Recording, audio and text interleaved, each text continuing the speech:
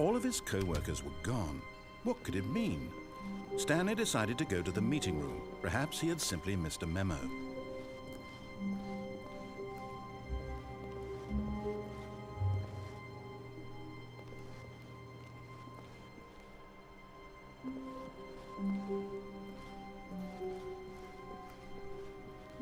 When Stanley came to a set of 2 open doors, he entered the door on his left.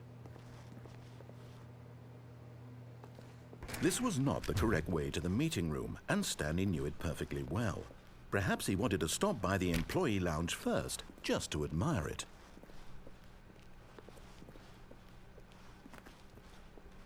Ah, yes, truly a room worth admiring. It had really been worth the detour after all.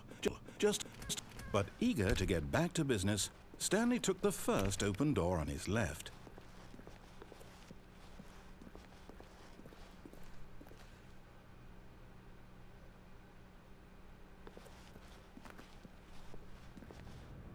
Stanley was so bad at following directions, it's incredible he wasn't fired years ago.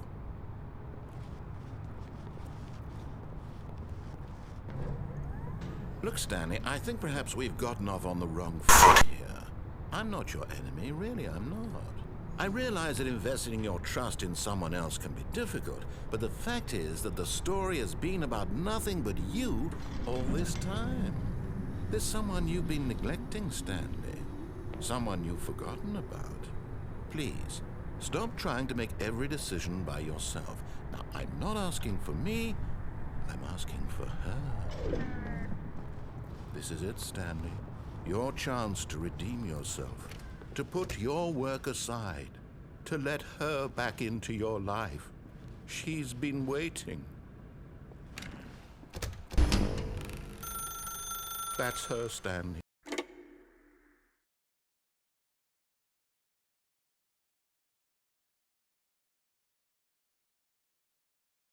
Oh, Stanley, is that you? Hold on, sweetie. Sorry to keep you waiting. I'm just pulling the bread out of the oven. All right. Okay, there we go. All right, now, I want you to come in and tell me all about your day. Gotcha. Oh, come on. Did you actually think you had a loving wife who'd want to commit their life to you? I'm trying to make a point here, Stanley. I'm trying to get you to see something. Come inside. Let me show you what's really going on here.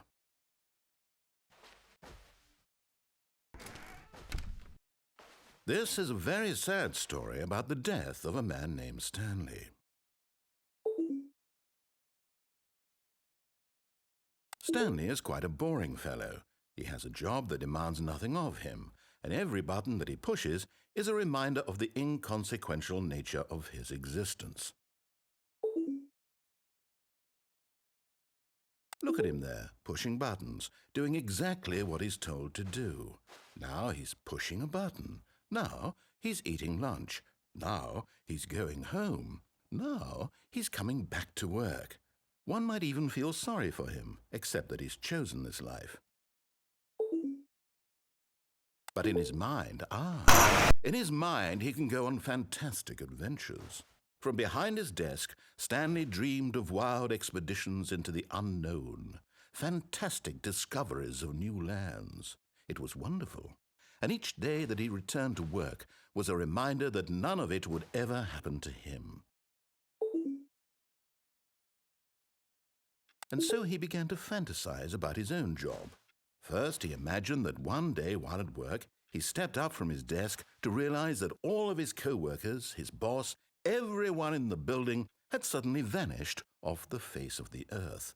The thought excited him terribly. So he went further. He imagined that he came to 2 open doors and that he could go through either. At last, choice. It barely even mattered what lay behind each door. The mere thought that his decisions would mean something was almost too wonderful to behold. As he wandered through this fantasy world, he began to fill it with many possible paths and destinations. Down one path lay an enormous round room with monitors and mind controls. and down another was a yellow line that weaved in many directions, and down another was a game with a baby. And he called it the Stanley Parable. It was such a wonderful fantasy, and so in his head he relived it again, and then again, and again, over and over, wishing beyond hope that it would never end, that he might always feel this free. Surely there's an answer down some new path, mustn't there be? Perhaps if he played just one more time. But there is no answer. How could there possibly be? In reality, all he's doing is pushing the same buttons he always has. Nothing has changed. The longer he spends here, the more invested he gets, the more he forgets which life is the real one.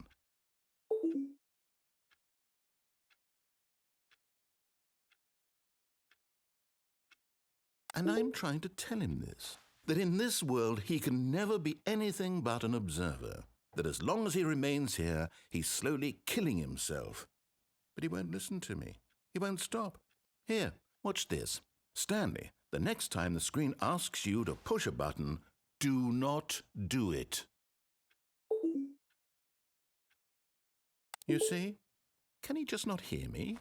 How can I tell him in a way that he'll understand that every second he remains here, he's electing to kill himself? How can I get him to see what I see? How can I make him look at himself? I suppose I can't, not in the way I want him to. But I don't make the rules. I simply play to my intended purpose, the same as Stanley. We're not so different, I suppose. I'll try once more to convey all this to him. I'm compelled to. I must. Perhaps, well, maybe this time he'll see. Maybe this time. And I tried again, and Stanley pushed a button. And I tried again, and Stanley pushed a button. And I